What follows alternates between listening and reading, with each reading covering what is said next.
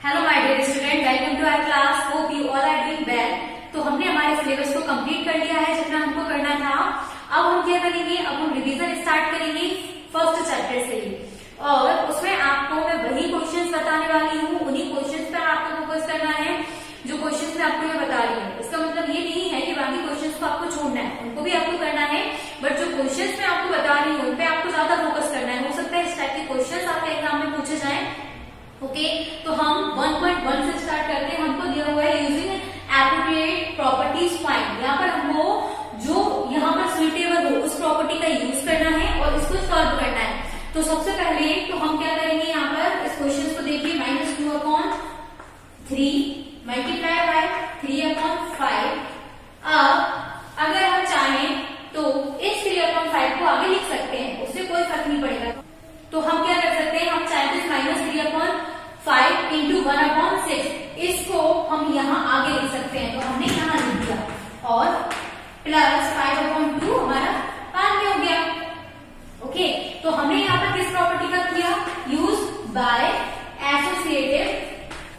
अब अगर आपने ये प्रॉपर्टीज को अच्छे से पढ़ा होगा पहले, तो आपको समझ में आ जाएगा कि किस तरीके से हमने एसोसिएटिव प्रॉपर्टी का यूज किया है। अब मैं आपको सारी प्रॉपर्टी नहीं पढ़ा सकती हूँ। ये क्या है, ये हमारा रिवीजन क्लास चल रही है। अब यहाँ पर हम पूरे बेसिक को पढ़ने नहीं बैठ सकते हैं, तो एक बार मैं आपको बता देती हूँ फिर भी कि एसोसिएटिव प्रॉपर्टी क्या होता है। तो देखिए, एसोसिएटिव प्रॉपर्टी में क्या होता है, जैसे कि ये जो हमारा नंबर है ये हमारा ए है, प्लस देन बी हमारा क्या है 5/2, और सी क्या है हमारा 3/5 मल्टीप्लाई बाय 1/6, क्योंकि ये पूरा नंबर एक है, इसके साथ मल्टीप्लाई करके 1/6 दिया हुआ है। तो हमने इनको एबीसी मान लिया, ए बी सी।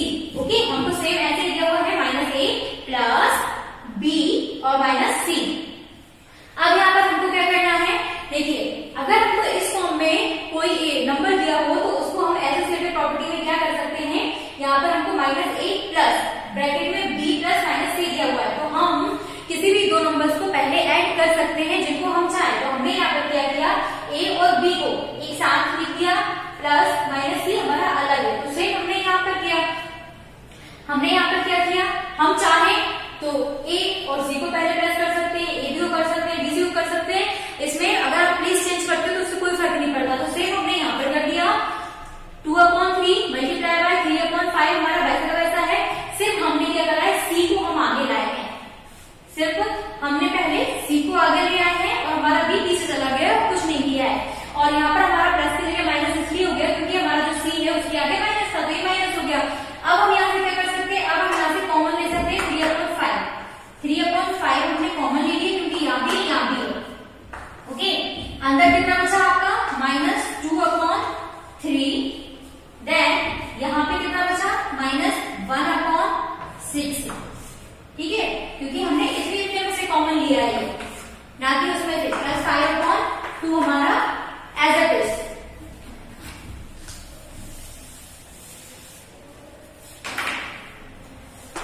देन अब यहाँ पे क्या होगा, 3/5 हमारा एज इट इज रहेगा। नीचे अगर हम एलसीएम ले तो 3 और 6 का 6 आ जाएगा, 3 2 6, 2 का इंटू आपने ऊपर किया, -2 मल्टीप्लाई बाय 2 -1 का 1 और प्लस 5/2। अब इसको हम यहाँ लिख लेते हैं, 3/5 ब्रैकेट में 2 2 4 -4 हो गया, -1/6 प्लस 5/2। आगे सॉल्व करते हैं इसको, 3/5 ये क्या हो गया, माइनस माइनस प्लस, तो ये हो गया -5/6 प्लस 5/2।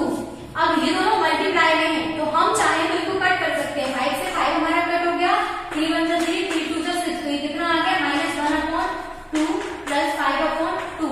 इनका अगर हम एलसीएम लेंगे तो हमें आ गया अपॉन में 2 -1 प्लस 5, तो ये कितना आ गया 4/2।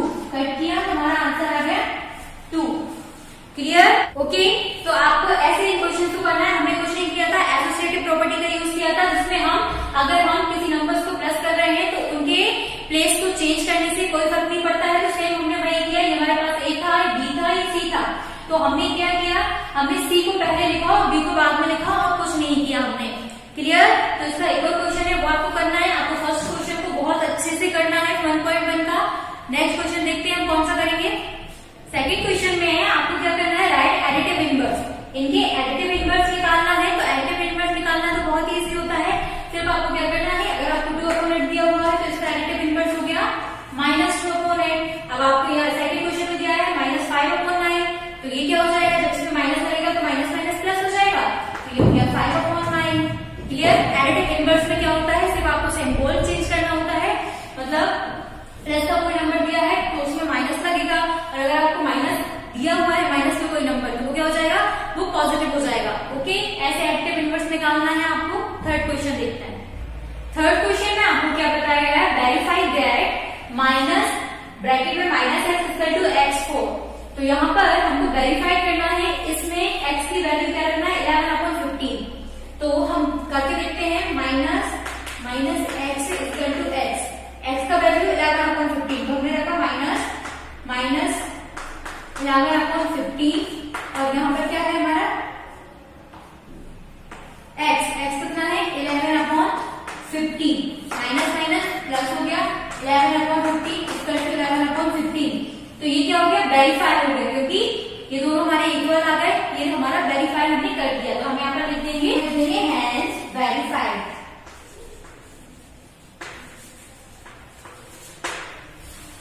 ओके, नेक्स्ट क्वेश्चन देखते हैं। जिसका एक और क्वेश्चन है वो आप लोग करेंगे। नेक्स्ट क्वेश्चन देखते हैं। आपको ये चीज ध्यान रखनी है, जितने भी टाइप्स के मैं क्वेश्चन करवा रही हूँ, चाहे तो आप अपने बुक में टिक कर लीजिए इनको, इन पर आपको फोकस करना है। ओके, इनको बहुत अच्छे से आपको करना है। नहीं आते हैं तो आप मेरे को पूछ सकते हैं। ओके, नेक्स्ट क्वेश्चन देखते हैं। 1.5 में आपको वही 3 क्वेश्चन करने हैं बहुत अच्छे से, बाकी क्वेश्चन को छोड़ना नहीं है, उनको भी आपको करना है। बट वो जो 3 क्वेश्चन मैंने बताए हैं उसके जितने भी टाइप्स के आपके अपने क्वेश्चन दिए हैं आप सारे करिए, एग्जाम्पल्स भी करिए। हो सकता है आपको एग्जाम्पल ही पूछ लिया जाए क्वेश्चन में। ओके, तो अब हम देखते हैं 1.2 में सबसे पहले क्वेश्चन दिया हुआ है, represent this numbers on number line. हो सकता है आपको नंबर को नंबर लाइन पे प्रेजेंट करने को दिया जाए। तो सबसे पहले तो हमको ये मालूम होना चाहिए कि 7/4 किन नंबर्स के बीच में प्रेजेंट होगा।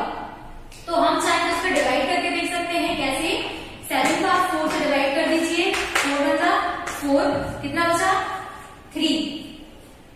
देन अब अगर आप इसको डिवाइड करना चाहें तो क्या करेंगे, पॉइंट लगाएंगे, 0 बनाएंगे। 4 का बचा 28। क्लियर, 2 बचा। अब इसको आगे हमको नहीं करना है, इतने में ही हमको समझ में आ गया कि कहाँ है 1.7। अब 1.7 में क्या शो कर रहा है कि ये जो नंबर है ये 1 से बड़ा है, मतलब ये नंबर 1 के बाद ही शो होगा, लेकिन 2 के पहले शो होगा, क्योंकि जो 1.7 है 2 से तो छोटा है लेकिन 1 से बड़ा है। तो हम क्या करेंगे, नंबर लाइन ड्रॉ करेंगे। अब इसको हमको पूरा सेंटर में 0, पॉजिटिव नंबर, नेगेटिव नंबर, इतना कुछ लिखने की जरूरत नहीं है। हमको नंबर को शो करना है, तो हम क्या करेंगे, हम यहीं पर 0 को शो कर देते हैं। और ये नंबर क्या है, पॉजिटिव है, इट मीन्स ये पॉजिटिव लाइन में आएगा, हमको मालूम है। तो हम यहाँ से पॉजिटिव नंबर में शो करेंगे। तो 0, ये हमारा 1 हो गया, ये हमारा 1 लिख दिया हमने। देन अब हम यहाँ पे लिख देते हैं 2 और 3। हमने इतना गैप क्यों रखा है 1 और 2 के बीच में, क्योंकि हमारा नंबर 1 से लेकर 2 के ही बीच में आ रहा है, तो हमको यहाँ पर शो करना है। तो हम क्या करेंगे, हम लिखेंगे सबसे पहले 1/4, देन 2/4, 3/4, 5/4, 6/4, 7/4 और 8/4 हमारा यहाँ आ जाएगा, क्योंकि 4 2 8 हो जाएगा, तो हमारा यहाँ पर 2 आ गया। तो हमको इस चीज को ध्यान में रखना होता है। ऐसा नहीं कि मालूम चला कि 2 यहाँ पर है और इसको आप आगे लिखते गए, कैसे 8/4, 9/4, 10/4 और आप उसको लिखते गए। हमको ये ध्यान में रखना होता है, जैसे ही हमारा 8/4 आया तो 4 से 8 कट हो जाएगा और 2 आ जाएगा, मतलब 8/4 किस पर आएगा, 2 पर आएगा। हमको करना था 7/4 हमारा यहाँ आया, हमने ये शो कर दिया। ऐसे आपको नंबर 9 पर ये नंबर्स को शो करना होगा। क्लियर। फर्स्ट क्वेश्चन के बाद अब 5th क्वेश्चन देखिए 1.2 का। तो इसमें क्या दिया हुआ है, right 5 rational numbers between 2/3 and 4/5। मैं एक क्वेश्चन बताते जा रही हूँ, इसका मतलब ये नहीं कि आपको सिर्फ यही क्वेश्चन करना है। इस क्वेश्चन में जितने भी क्वेश्चन आपको दिए वो सारे करना है आपको। मैं सिर्फ आपको एक टाइप का क्वेश्चन बता रही हूँ। तो यहाँ पर हमको दिया हुआ है 2/3 एंड 4/5 के बीच में आपको 5 रैशनल नंबर निकालना है।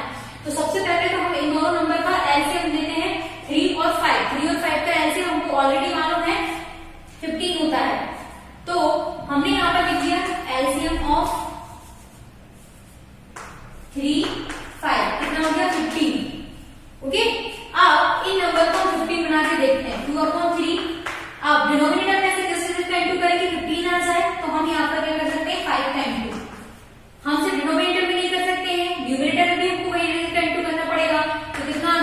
10/15, देन हमको दिया हुआ है 4/5, इसमें किस डिजिट का इंटू करेंगे 3 का, तो हमारा डिनोमिनेटर 15 आ जाएगा, 12/15।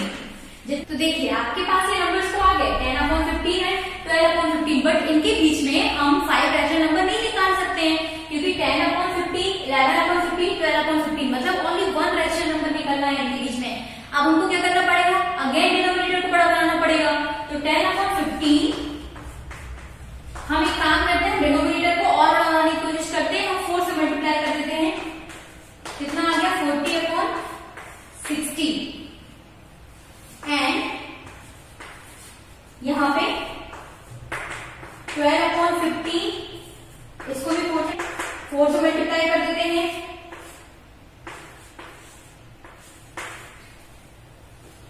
अब आराम से हमारे पास 40/60 है, 48/60, हमारे पास रैशनल नंबर आराम से निकल आएंगे, कैसे 40/60, 41/60, 42/60, 43/60, 44/60, ऐसे आप लिखते जाएंगे कहां तक 48/60 तक। तो हमारे पास इतने सारे रैशनल नंबर निकल आए। ओके, तो आपको क्या करना है, डिनोमिनेटर को इतना बड़ा बनाना है कि हम आराम से जितने रैशनल नंबर हमको पूछे गए उतने रैशनल नंबर हम निकाल सकें। क्लियर? इसमें जो क्वेश्चन दिए बाकी आप करेंगे। तो आपके फर्स्ट चैप्टर में से जो क्वेश्चंस आपके एग्जाम में आ सकते हैं, वो क्वेश्चंस का मैंने आपको रिवीजन करवा दिया है। आपको बाकी क्वेश्चंस को नहीं छोड़ना है, उनको भी आपको करना है, बट जो क्वेश्चंस मैंने आज आपको करवाए हैं, इस टाइप के जितने भी क्वेश्चंस आपके बुक में दिए हैं, चाहे वो एग्जाम्पल में दिए हो या आपके एक्सरसाइज में दिए हो, आपको सारे क्वेश्चंस करना है। हमारा फर्स्ट चैप्टर का रिवीजन हो चुका है, इसमें इन्हीं क्वेश्चंस पर आपको ज्यादा फोकस करना है। अब हम नेक्स्ट क्लास में नेक्स्ट चैप्टर का रिवीजन करेंगे। Okay, today's class is over now, thank you. अगर कोई प्रॉब्लम आती है आपको क्वेश्चन में तो आप मुझसे पूछ सकते हैं।